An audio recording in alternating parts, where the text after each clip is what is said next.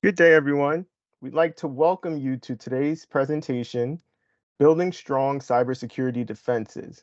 Before we get started, I'm going to run through a couple of housekeeping items regarding the Microsoft Teams tech we'll be using today. First up is Q&A. We'll be taking questions in written form. You may ask us a written question by accessing the Q&A icon in the menu bar at the top of your screen. Simply type your question into the box and click Post. We suggest you submit your questions as soon as you think of them so you don't forget, and we'll address them at the end of the presentation. I'll answer one of your questions right now. How do I receive a copy of today's presentation? Well, within a few days, we'll send an email to all who registered for today's session that contains a replay of this webinar. That way, you may view it again and share it with any of your colleagues who may not have been able to join us today.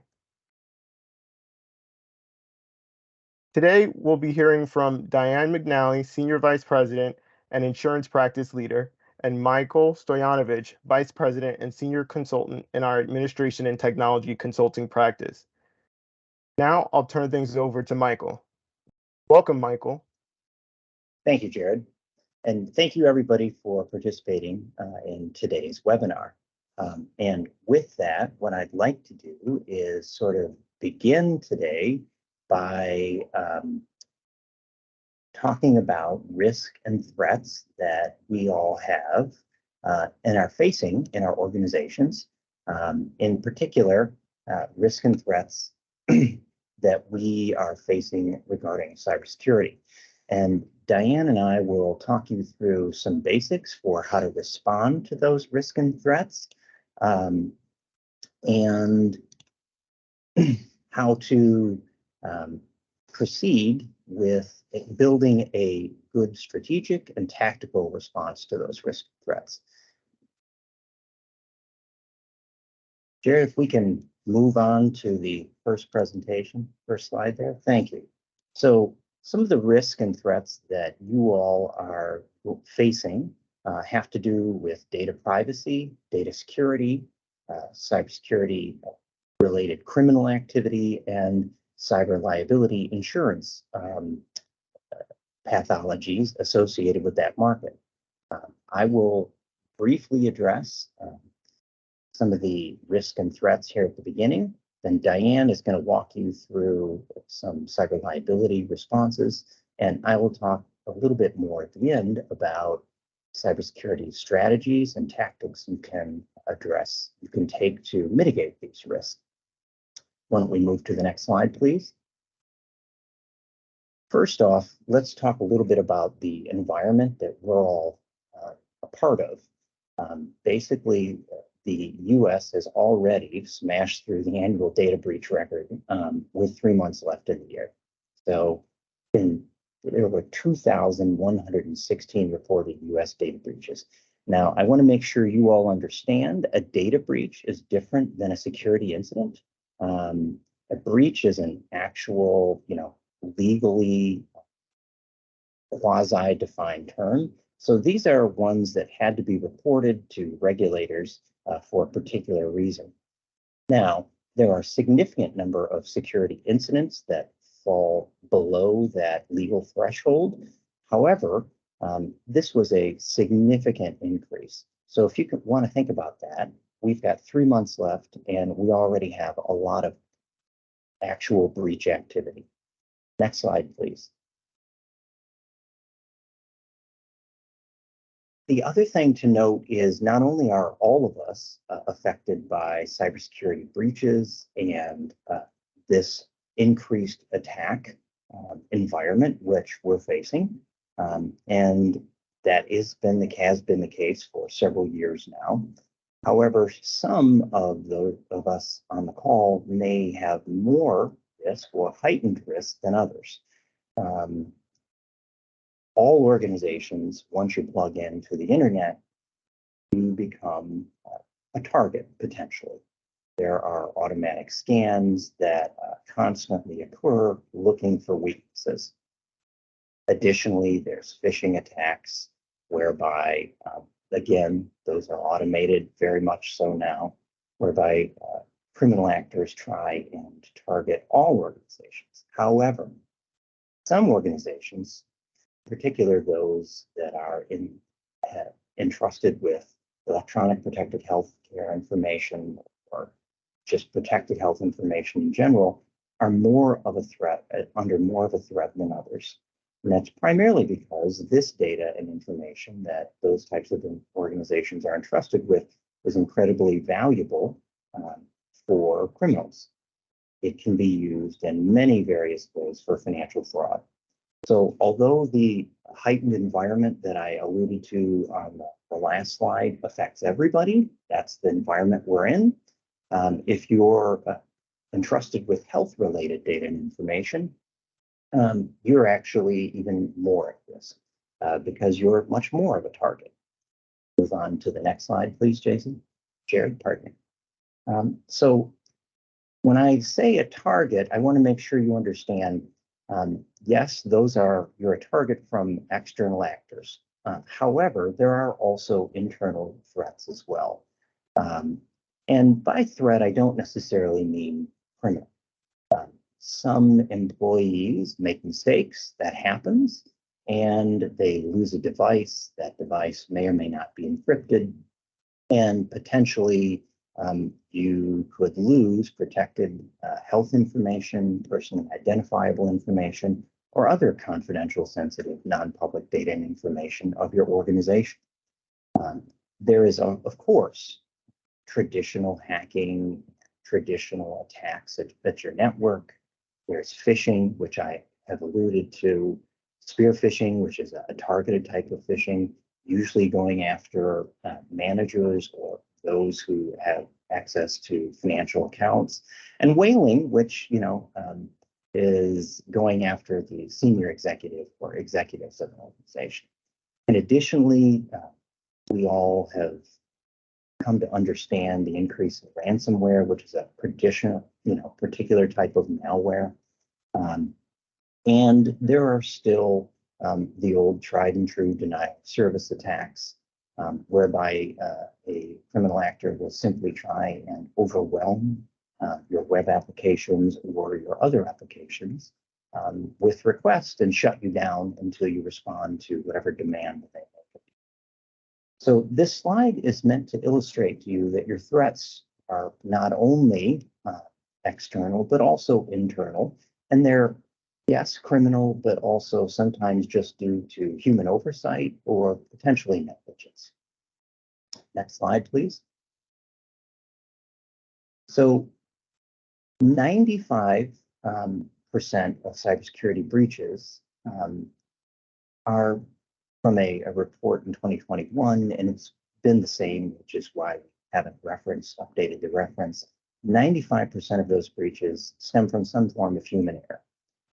And when I say human error, I mean either negligence by the part of a human inside your organization, failure for them to follow policies and procedures. Maybe they lost a device, which we all could do. Accidentally sending an unencrypted email to somebody that should have been encrypted because it has attached or enclosed confidential or sensitive non-public data and information.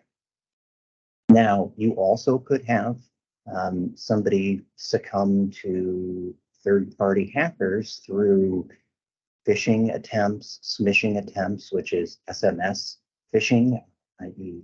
somebody sends a text and a member of your team clicks on that text and unfortunately loads some malware on that device, be it a organization-owned device or a personal device. There can be theft of laptops. People still travel, although not as much as they used to before the pandemic. And those laptops, again, may or may not be appropriately protected. So in short, most of your actual security incidents and potential breaches are due to some root cause that is associated with a human, either malicious or non-malicious activity, but there's a human at the base of it. And that's one of the reasons why we're going to talk about our strategy for remediating and helping to mitigate these threats at the end. It sort of assumes human failure. Move on to the next slide, please. And of course, we do have criminals.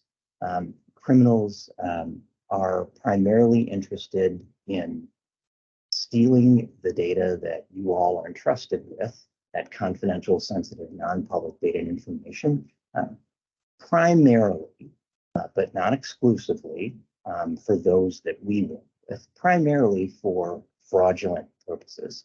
In essence, they're trying to basically steal data and information about your organization, about your clients, about your participants, beneficiaries, dependents, primarily to enable financial fraud, either for their own purposes and benefits, or that they would sell and broker on the dark web to somebody else who then would actually use it for financial fraud as well. And that financial fraud can be as simple as credit card fraud to as complex as medical billing fraud, or anywhere in between, like taking out personal loans in individuals' names. There's a whole variety of different modes that they use this data and information in order to operationalize and make it valuable to them. However, these hackers, be they identity thieves, be they straight up criminal gangs or quote unquote black hat hackers, ultimately, the primary motivation for our clients and those that we work with is they're trying to steal your data and information to commit financial fraud. Move on to the next slide, please. In light of this, another risk that you have is not only one, you've got that, as I alluded to earlier in the presentation, you've got the overall environment of significantly more breaches, either externally initiated or internally through negligence or just human mistakes. You've got, if you're a healthcare organization or entrusted with health data and information, you've got an even more heightened risk. And another risk that you have is the fact that there are too few cybersecurity professionals. It has been estimated there's approximately a 3 million employee gap between the demand for cybersecurity professionals in the United States and the actual number of cybersecurity professionals that are practicing today. And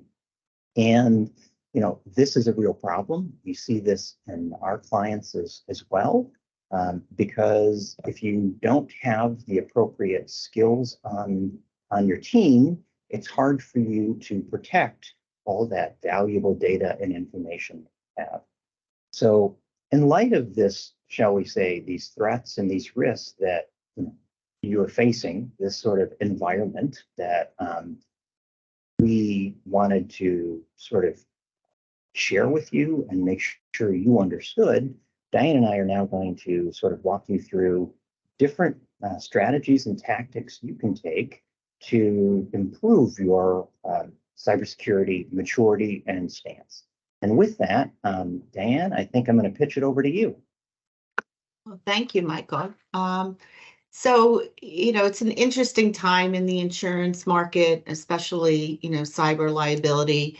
Yeah, as everyone's trying to avoid breaches, it's becoming clearer and clearer, of the, potential fiduciary duty everyone has to protect data and the significant risks and liabilities, for organizations, benefit plans, all different types of businesses. But if you're, legally obligated to protect this data, there's, insurance available out there in the marketplace to help you with your operation should it be interrupted, disrupted because of a potential loss or a loss of assets. And when there's employees and participants and members and clients, that information that have to be protected and it is compromised, where do you turn to really try to protect that when there's costs associated with dealing with a breach? And that's really our topic today, is really show you the overview of the insurance and a little bit more about what's going on in the market.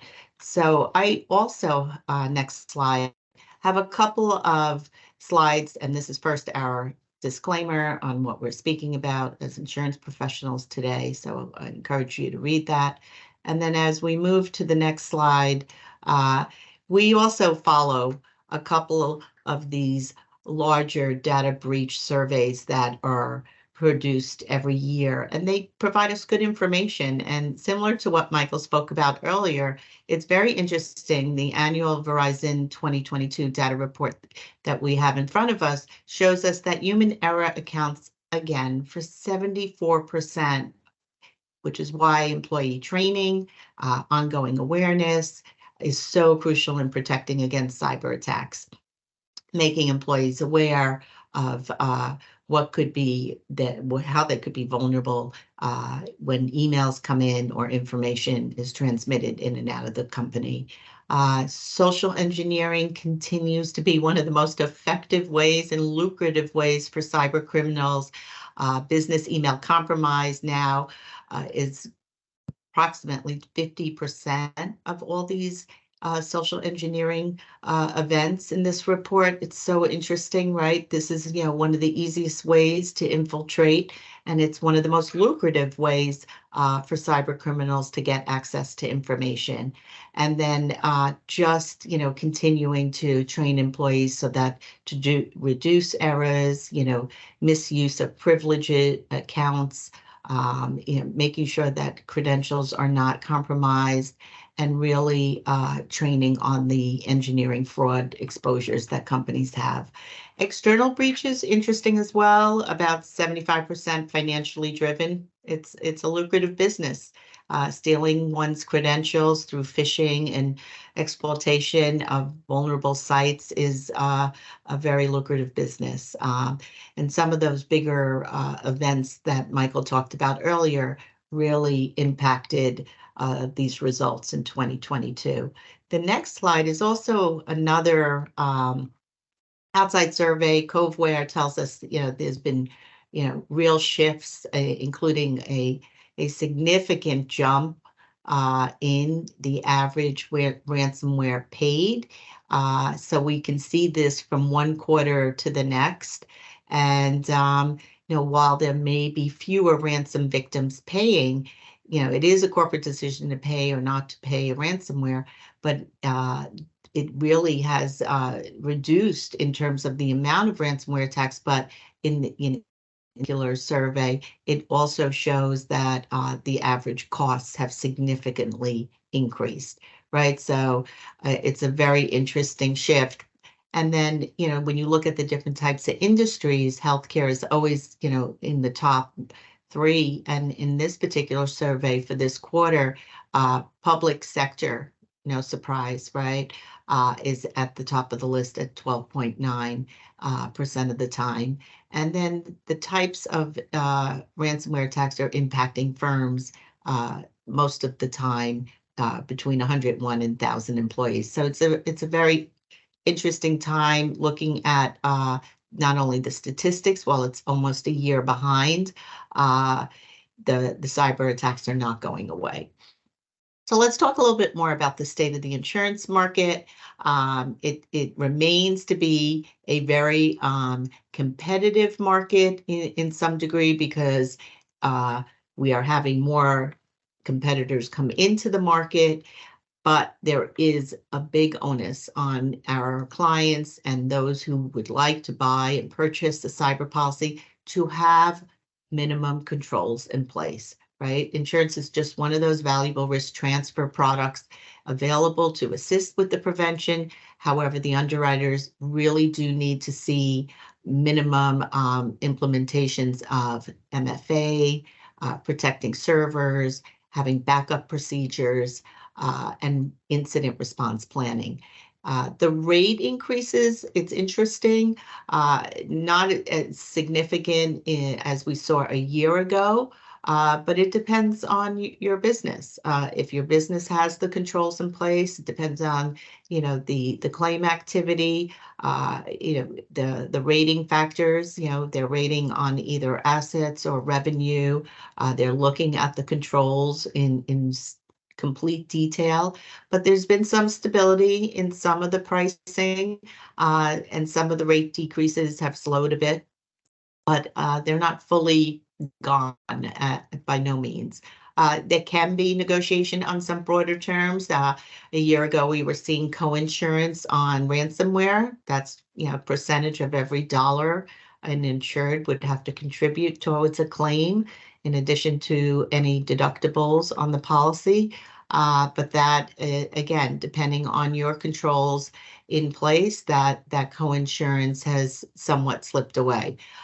There has been movement towards some lower retentions, but it really, again, is largely, case by case with the underwriters. And of course, we're always negotiating for higher sublimits of smaller coverage is available on the policy. But overall, capacity is there for those clients that have, best-in-class controls and overall, good experience. So what else is going on in the market? Let's go to the next slide. It's shifting. There for the smaller risks, we're still able to not only have a stable renewal, but in some cases even get an automatic renewal where an underwriter says, maybe subject to a slight increase. So an automatic renewal is not a flat renewal, meaning no change in pricing or no change in terms. It just means they won't require a full underwriting submission or application, which is helpful, but they can increase premiums and make changes. There's been some inconsistency with a carrier that's admitted with filed paper and rates through a state versus a non-admitted carrier, which serves a significant purpose for, harder to place risks or provides greater flexibility on rates and coverages as needed. So both market types are still widely in the cyber market, which is helpful when you're trying to build limits or work with clients that might have difficulty getting insurance. But the one area that, personally, as on the brokerage side, I think we would wish to see is a much more universal application approach, right? Where the questions weren't so different and termed so differently, but application by application. But there is flexibility. We are working, in our case at Siegel, we do work with carriers who help us, put together more flexible applications and really try to address the questions that are most pertinent. But as I'm sure many of you have experienced, the questions keep coming and they get more complex. And there is much more interest in looking at limits and other coverages like social engineering fraud, which I will discuss a bit later. So let's move on. And what is this product, cyber liability? What does it come with? And what are some of the most important components of a sound insurance portfolio that you should look at? And, cyber insurance, again, is one of the many tools. Michael will speak a lot to, different types of tools available for protection, but it's a way to manage and transfer risk, right? That's some of the premises of insurance to begin with. It helps protect the organization, any, benefit plans, personal assets, employees. So it's meant to really protect the information of the insured and provides an array of services. So you have to look at the cyber policy as a multi-level policy. It will have your first party coverages, the expenses that you may incur for addressing a breach. It will provide an array of services to help you address those breaches, like privacy counsel and incident response vendors. And that can vary by carrier.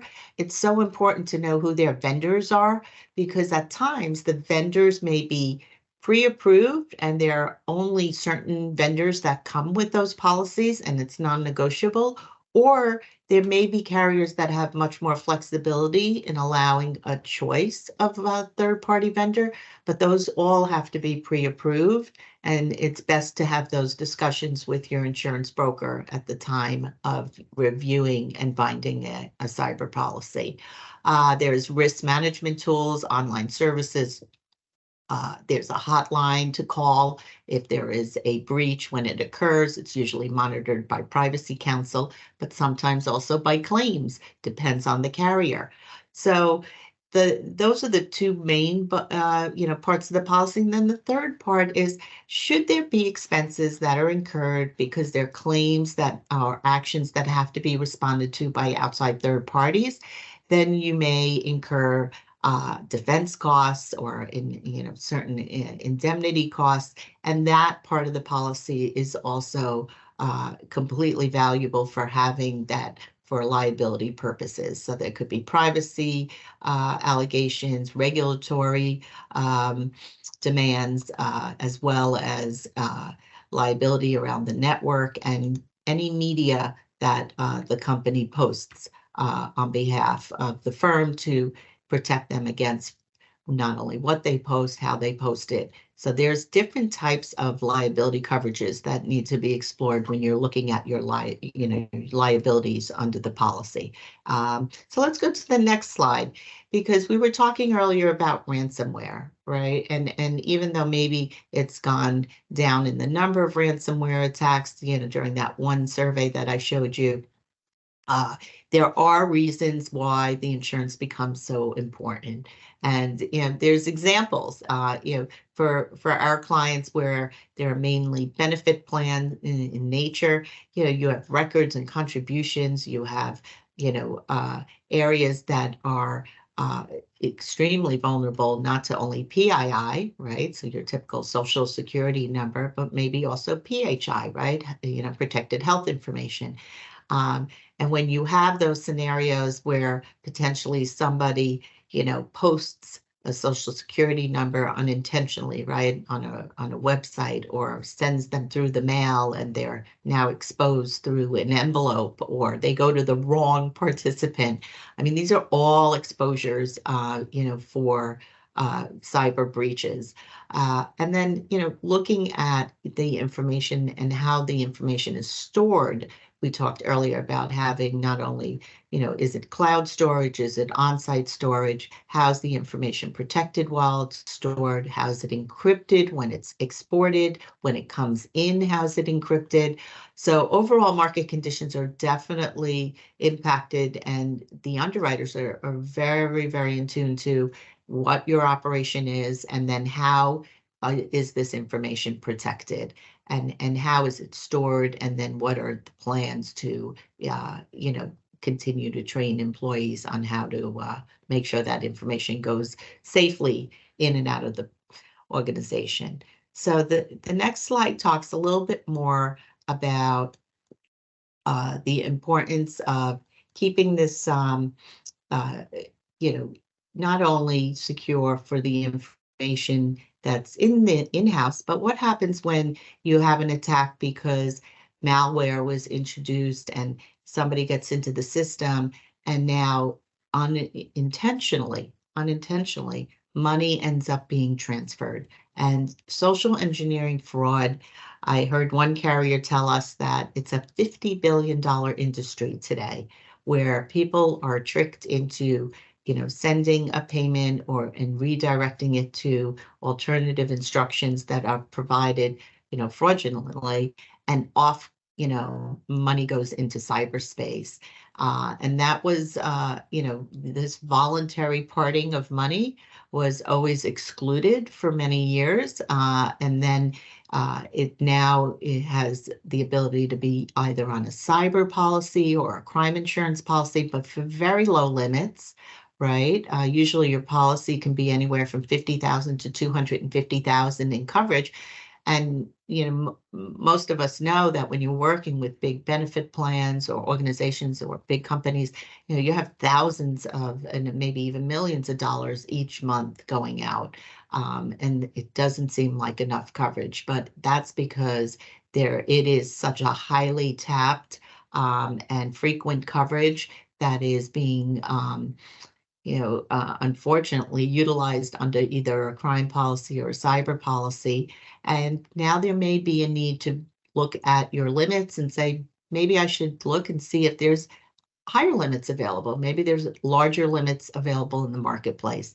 So the next slide tells you a little bit just to know and just to share with all of you today that there is a market that's coming back for excess policies. So an excess policy will sit over a crime or a cyber policy, and it will allow an attachment point after 250,000 is, available under a primary crime or cyber policy to give you additional limits for social engineering fraud.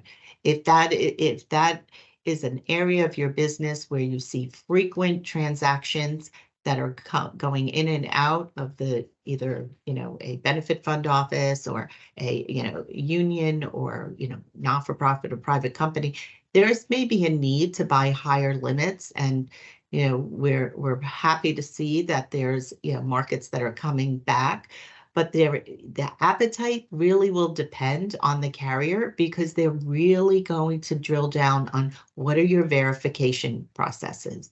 In some cases, carriers are asking for what is your written documentation to verify whether a request or an instruction for payment of an invoice or some sort of transfer of money has been verified. But it's an interesting time. There's, different markets that may offer up to 1 to 5 million in limits, depending on, the controls that are in place. So each are addressed with different applications, but it is an important coverage to consider. So the next slide tells you a little bit about the questions that they ask for social engineering fraud. What are they going to ask of you? And I think I talked a little bit earlier about the fact that they're looking at the frequency of your fund transfers over 12 months. So these are actual questions from a carrier's application, and they're targeting now to try to understand how much of that money is being transferred domestic or, in outside of, the US, and how often.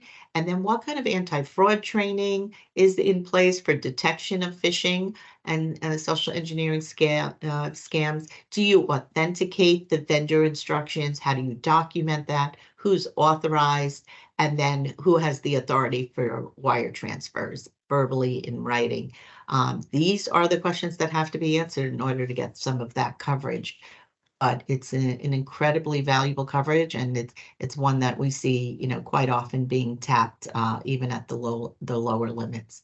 So other things to note is that the next slide, there's a lot of, differences. Every time you pick up a cyber form, each carrier labels, coverage grants differently. Each have their own underwriting requirements. I got the question the other day, why is the excess cyber carrier asking more questions than the primary carrier?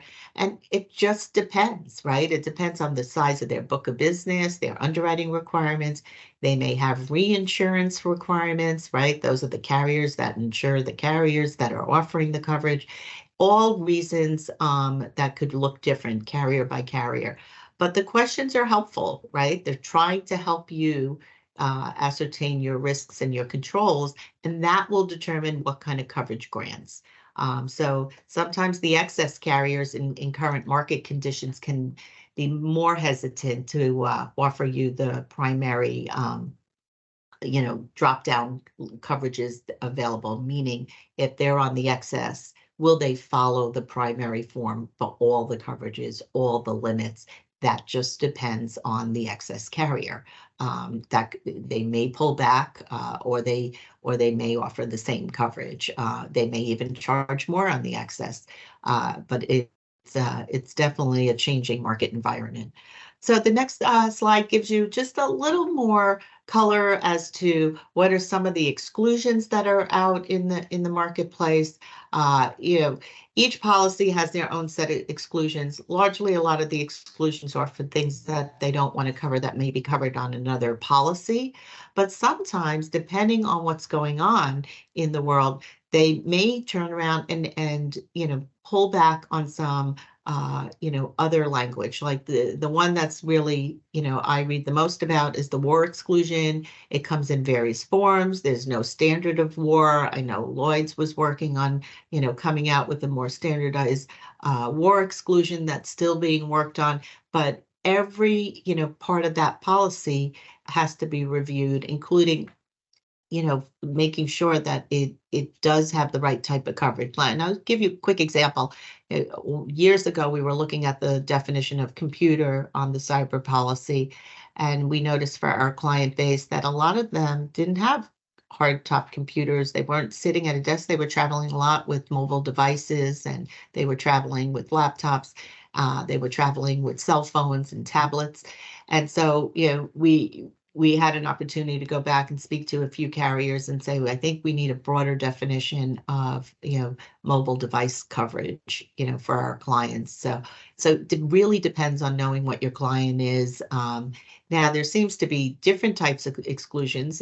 Years ago, we were able to get more of those third-party provider coverages, and now there seems to be more failure of third-party technology or cloud providers, beyond your computer, that carriers don't want to obviously pick up global outages, wide spread events type situations, or defects in design and the configuration of the computers. So really understanding the exclusions on the policy is important. So the next slide gives you a little bit more insight as to what comes with your policy. Look, these are the services. These are the ones that you may tap much more often. My first, piece of advice in terms of looking at that is really understanding, what do you have? Do you have an 800 number? Is it serviced by Privacy Council? Is it the claims team of a carrier? Do you have a number to call? Can you file a claim through maybe an application? What happens when you actually have an event? How can these breach coaches help you triage it, help you maintain client privilege, really focus on whether or not there is a claim to file? And then in supporting your response, there'll be specialists that come with predetermined rates: forensics, public relations, notifications, call centers.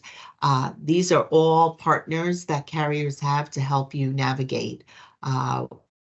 One thing we try to tell clients is, please keep a copy of your policy, your cyber policy, and your incident response plan off your system, because if your systems go down and you need those copies, including the 800 number of the claims team for a cyber carrier, that should be ready and available.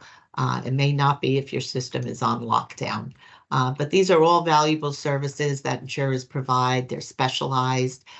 They're, negotiated rates, and, insureds will actually spend less working with some of these providers that come with the policy than when you're in a situation where you don't have the insurance and now you're calling these vendors at market rates. So how are rates determined? The next slide just talks a little bit more about the things that I was telling you earlier. Underwriters are looking at assets, revenue, they're looking at number of records. The rates can really be varied depending on how it's stored. Much is dependent on your controls. There may be MFA applications. I can tell you there's more questions outside of the traditional application, but they all apply to the rating process. So how underwriters really determine the rates. So getting that information early and back to the underwriters on time helps with the ability to even have brokers go out and market options for you in case those rates are going up significantly or coverages are being pared back. Another slide after this gives you some of the key application tips. Who's responsible for the data? Where and how are security policies handled? How are violations handled? What's the ongoing security training? There's big focus on protections, as we talked about, on multi-factor controls, incident response planning, contracts, how are contracts verified?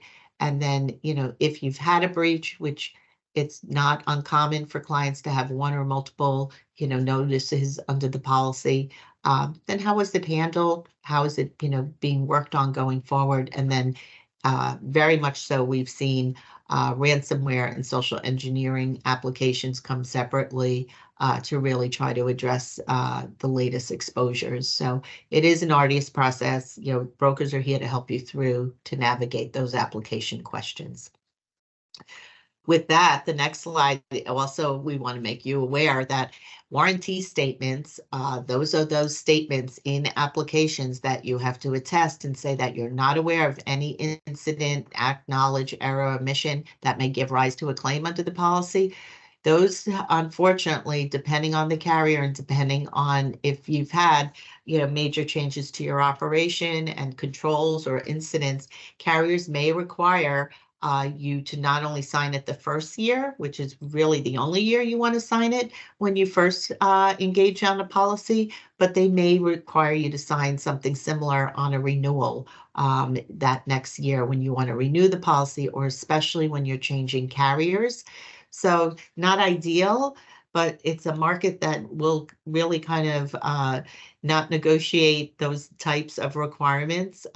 You know, really depends. And it is important to understand what you're being asked to sign, because that's where disputes could really come forward when you have a claim, you know, carrier asking what you knew about at the time that the policy was put in place, especially if you sign one of these statements. So these are, you know, one of the areas that we continue to work with carriers to try to avoid, especially if you're working on a renewal. And then lastly, you know, we like to show this slide because it's an example of multi-factor authentication being asked 4 different ways by 4 different carriers. One is, do you use it for cloud-based email? So just cloud-based email, right? Then do you use it for privileged accounts, user accounts? So another question. And then it tells you, you know, if you use it, where is it used by the applicant? So you have to really like select the details below. Is it used for email, vendor, privilege? Every carrier has something different. And then the last question there, it says, please confirm the use of multi-factor authentication for remote access, emails, personal devices, and for privilege. I mean, very, very specific.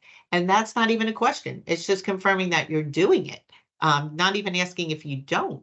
And then they're saying, if you don't have it, what are the dates that you're going to implementing, assuming that you're already working on that and implementing it. So watching for these questions can be very important, and being very mindful about what they're asking you.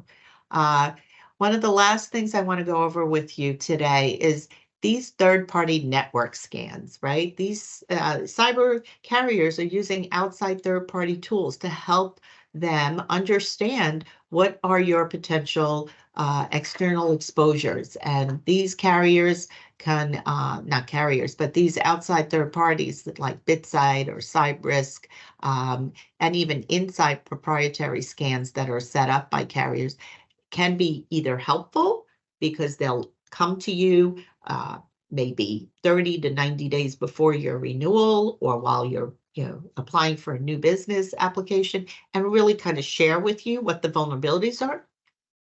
Or they can maybe be insightful because they might have gotten who you are wrong, and now they're sending you a report, but it's not actually your website, it's someone else's. So it's always good to review those scans, make sure that the carrier is looking at the right websites that apply to your business. It's good to know what they're finding, because they're going to be following up with you to make sure that you've put some measures in place to address those vulnerabilities. And these are all public domain sites that they're looking at. But the feedback from clients can be mixed, because sometimes these scans are outdated and they've already been doing it, but the date that they ran the scan doesn't coincide with all the good work that they've been doing. Overall, I can tell you our clients are finding them to be very helpful, saying, thank you for alerting me. I'm having an issue with this system, and you've identified a vulnerability. I'm just going to shut it down, reset passwords, do what I need to do, and make sure I don't have a vulnerability that someone can get in and cause a potential cyber breach. So these scans are done periodically, but they're most helpful. If you haven't had one, or you don't have the insurance, there are sites like BitSight that you can go on and get a a first-time user scan in some cases. So that's almost it, Michael. My takeaways here are about, making sure you have a robust cyber policy that you have reviewed by an insurance professional, work with insurance professionals to understand what's covered, what's not covered. Take the time to understand where social engineering fraud can be a vulnerability issue. Do you have the right limits? Are there alternative limits, other policies? And really just understanding that today's threat environment is not going away. And, it continues to increase for businesses, and with remote workers and systems that can be vulnerable, it is another tool in the arsenal for protection. So with that, I'm going to turn it over to Michael, and he's going to go over the regulatory cyber guidance for you today. Sure, thanks, Diane. And we have just a few minutes left here, so we're going to go pretty quickly.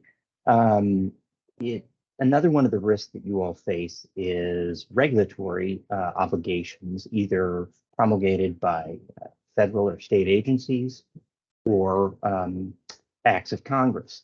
So the most recent that came out was in April of 2021. The Department of Labor published the first ever guidance on cybersecurity through EBSA. I'm sure you're all familiar with this. If you're an ERISA governed fund, this is something you should be familiar with.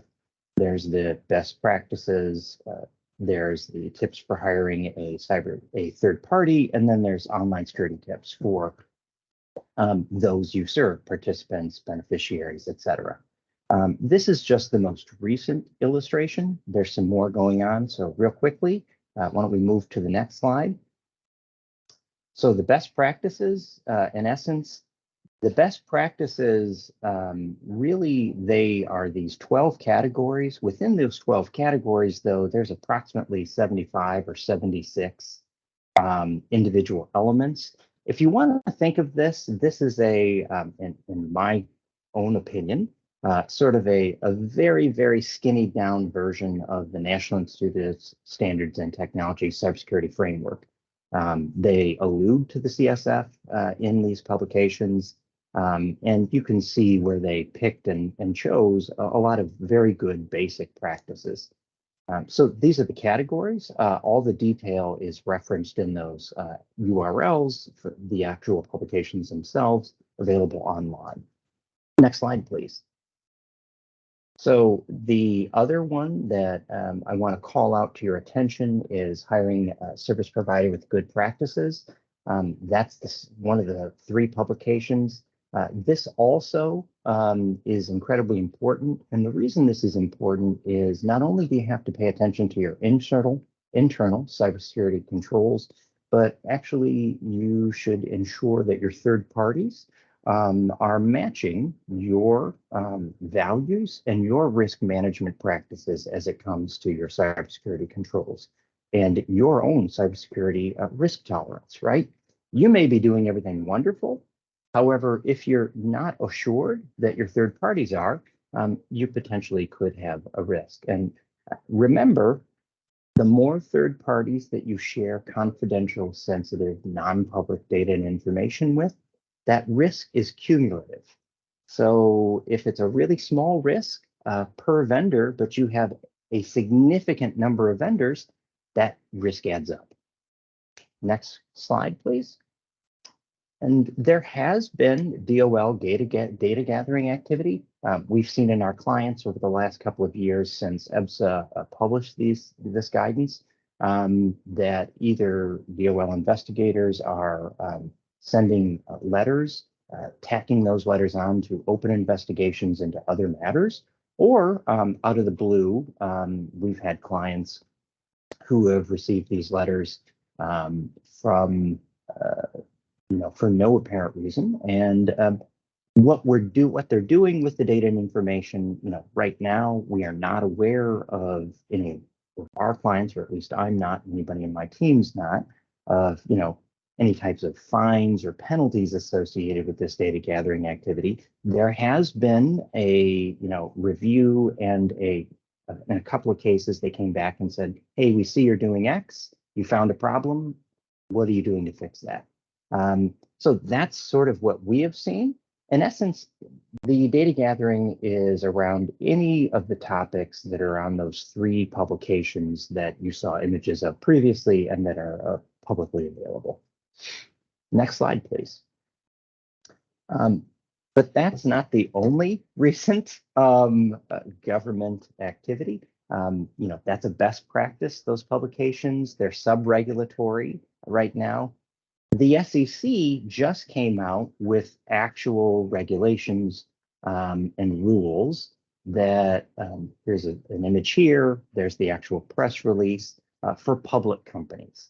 So if you're a public company, you now have new agency rules to follow around risk management, strategy, and governance. And if you want to move to the next slide, please. We also actually on that previous slide, that press release, there's links to the actual fact sheet. So the fact sheet provides more detail, and then there's also a link to the actual rules themselves. If you want to move to the next slide, please. At a high level, again, I'm not an attorney. These rules are intended to ensure that public companies are more transparent, in the SEC's own words, about their cybersecurity practices and incidents. So basically, you need to, if you have an incident that is material, and material, I'm sure, will be hotly debated for some point in the future, it has to be publicly proclaimed within 4 days. And so that's like on an 8K, for example. And then on a regular basis, you would also need to disclose material information about your risk management practices, your strategy, your board's oversight and governance, and a whole variety of other actual practices that you're taking. Again, that would probably show up on your 10K. Again, I'm not an attorney. However, that's how I read these, but I would direct you to that press release with the links that actually has the fact sheet and the rule themselves. So if you're a public company, you probably already know this. If not, you should become aware of this. Next slide, please. So basically, it goes into effect at the end of December, well, mid-December, for most companies, and then some smaller companies have an additional 90 days. So this is now the law of the land because it is this agency rule, and these rules actually have the equivalence of an act of Congress. Next slide, please. So the other thing I want to make sure you don't forget, we've talked about recent DOL best practices that were published a couple years ago, the just published rules for public companies by the SEC.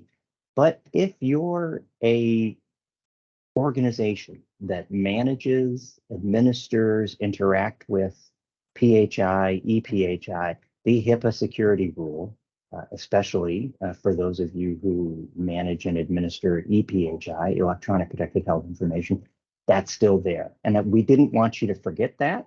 You still need to ensure that you do your regular HIPAA security assessments, and you still need to ensure that you're taking all the steps to protect that incredibly valuable information. Next slide, please. So with all of these risks, regulatory risk, your potential cyber liability insurance challenges, getting and maintaining that risk, and also with just the regular criminal activity and humans being humans and employees making mistakes. How do we think you should respond? We think you should use a tried and true strategy called defense in depth. Move on to the next slide, please. And defense in depth is basically just assumes technology is not going to save you alone, and you need to be proactive. In short, you need to have multiple overlapping administrative, technical, and physical controls, because you are going to have unmanaged problems if you don't. Next slide, please. So taking a look at this, what this is sort of a different view of what we mean by defense in depth. We have sort of highlighted all the different layers, and we've also included third parties. So I'm going to real quickly point out a few things. Policies, procedures, awareness, and training. It's incredibly important for you to do cybersecurity awareness for all of your staff, particularly for your managers, so they know how to respond. But also, we don't want to overlook training for your IT staff. What we have found with a partner of ours is organizations that have more certified IT professionals, generally speaking, have better cybersecurity. Organizations that have more specific cybersecurity credentials, certifications, are even better. So you should invest in your IT team. You should invest in your IT training because it actually pays off. Additionally, some other things that we have noted associated with the different technical layers. If you are a Linux heavy shop, unfortunately, there seems to be a negative correlation with cybersecurity. That's not because Linux is inherently insecure. It's because Linux is incredibly powerful and configurable. And unless you take the steps to harden Linux, you are at actually a slightly more increased risk of vulnerability. So if you are a heavy Linux shop, you should probably have more certified Linux professionals and more cybersecurity certifications. Two of the biggest that stand out for bringing the most bang for the buck are ISACA CISA and also the CISSP. That's not to say others aren't incredibly valuable. Just those two, we don't have a lot of time to go through the whole list. Those two are at the top. And then the other thing to just remind you of is that third-party vendor risk management. You have to really be attentive to that because your third parties, again, potentially have a lot of data that you want to keep protected. And so you need to actually be proactive because third-party risk is cumulative. Next slide, please. This is just an illustration of what we mean by defense in depth in very specific detail. So you can go through this in the future. Next slide, please. And then here's some more detail around what we mean by defense in depth. These are not the only elements by any means, but we often get asked, well, what do you mean? These are some illustrations for you. Next slide, please.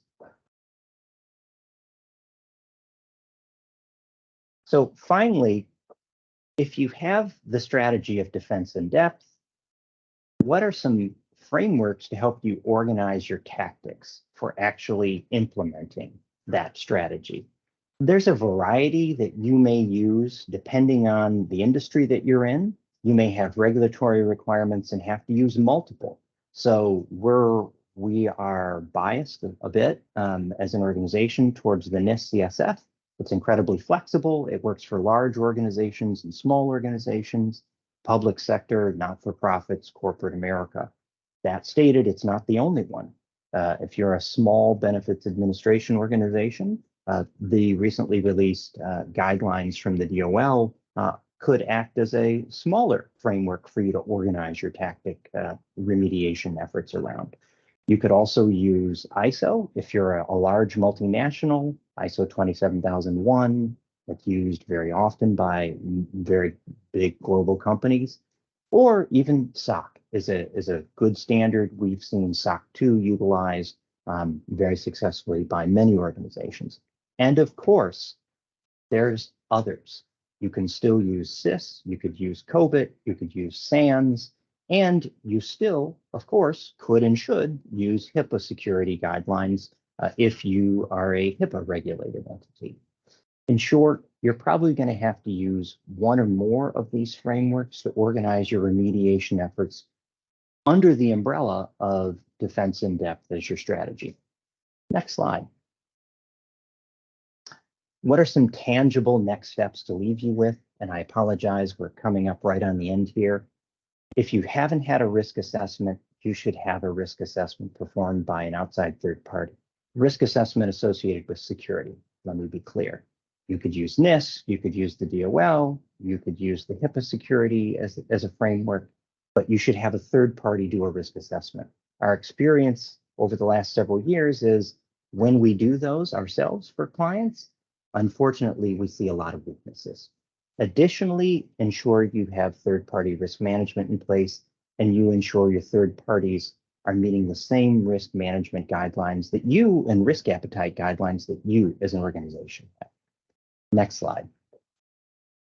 With that, I think we are done today, and Diane and I are available for any questions. I know there were a few submitted beforehand. Jason, do you want us to go ahead, or Jared, and sort of address those, or do we have other questions that have come up?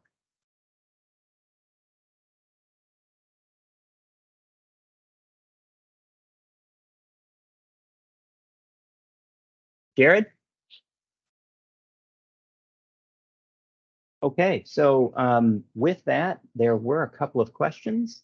And so a few of the questions that we had earlier were basically prior to the presentation beginning. Somebody had asked, generally speaking, can you nudge employees to follow good cybersecurity practices? So I approach it, and I suggest our clients approach it much like you would organizational change management. It's a combination of regular education, reinforcement through a variety of communication means, newsletters, email updates, regularly speaking to it at team and organizational meetings, and maybe even implementing like a cybersecurity champions program, like an organizational change management champions program, right?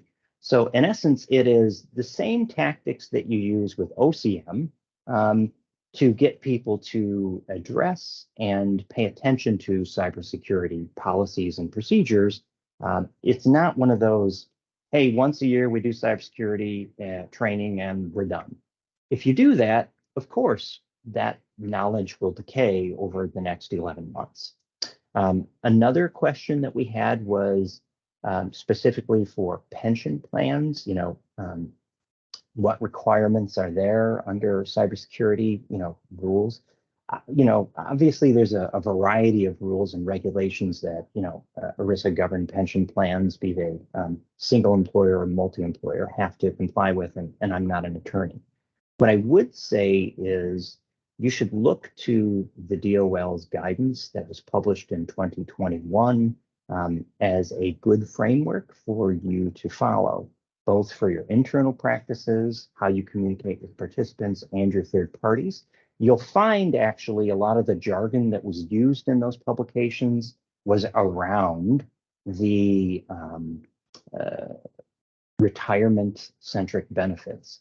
Although the guidance is good for any ERISA governed plan, and frankly, it's just good guidance for any small business or smaller entity.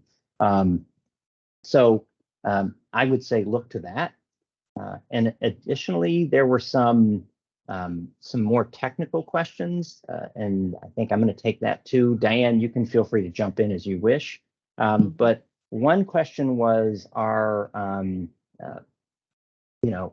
SIEM tools, security information and event management tools, important? And the answer to that is yes.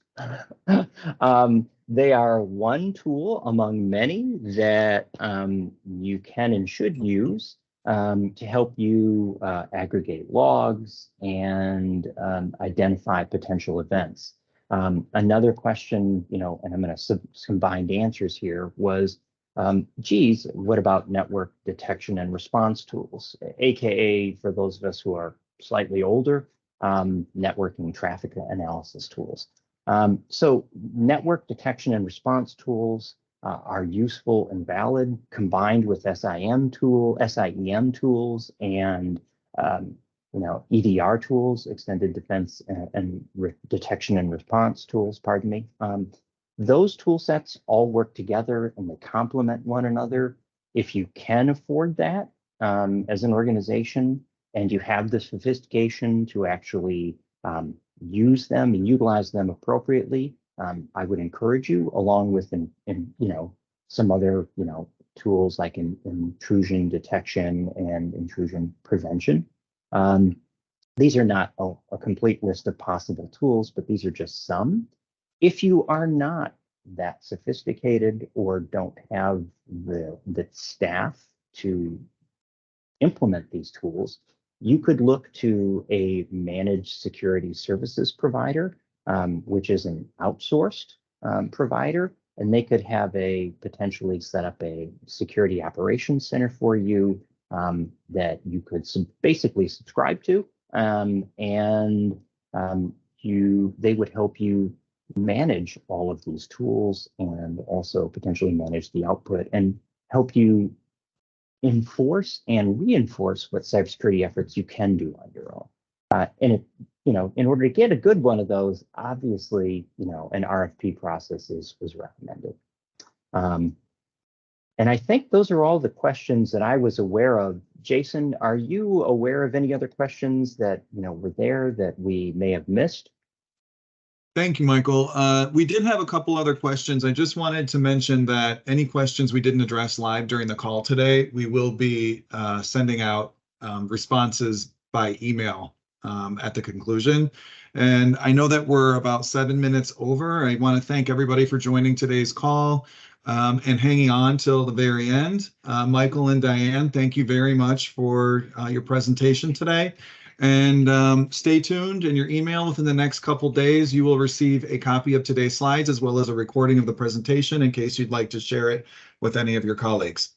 Thanks everybody again for attending. This concludes today's webinar. Have a great day.